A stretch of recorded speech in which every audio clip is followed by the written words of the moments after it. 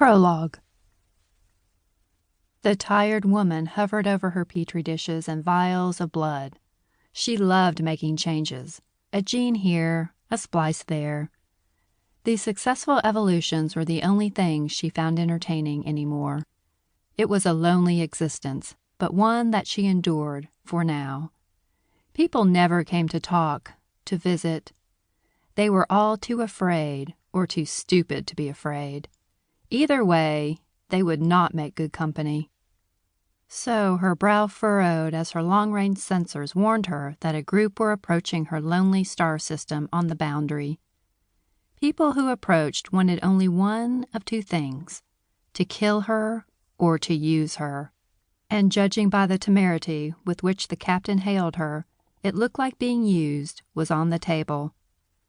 With a sigh, she put her playthings away, shrugging out of her coat and sealing her lab.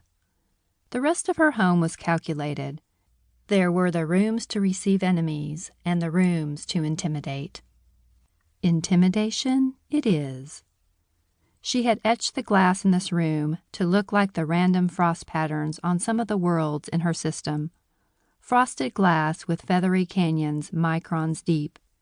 She chose a chair against the wall, one taller than the others, but not on anything so gaudy as a dais. When the idiots entered her chambers, she arched a quiet brow at them.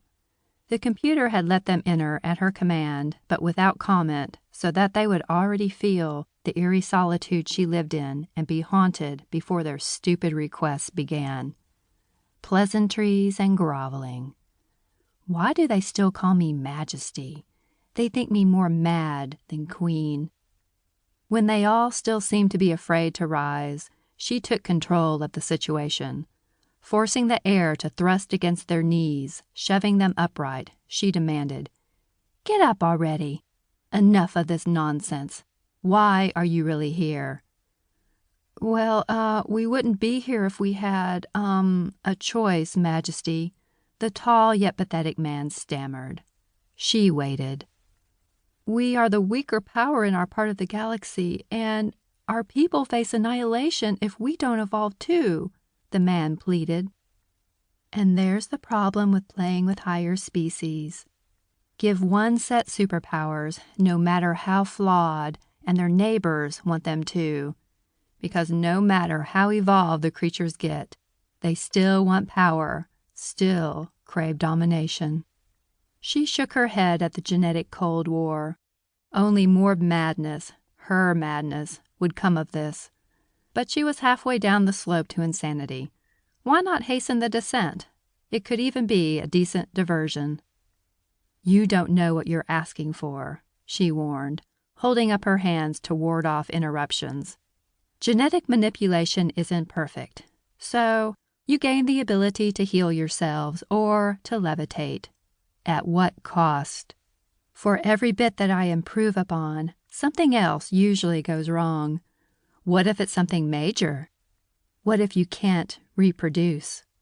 What if you become allergic to sunlight? It's happened, you know.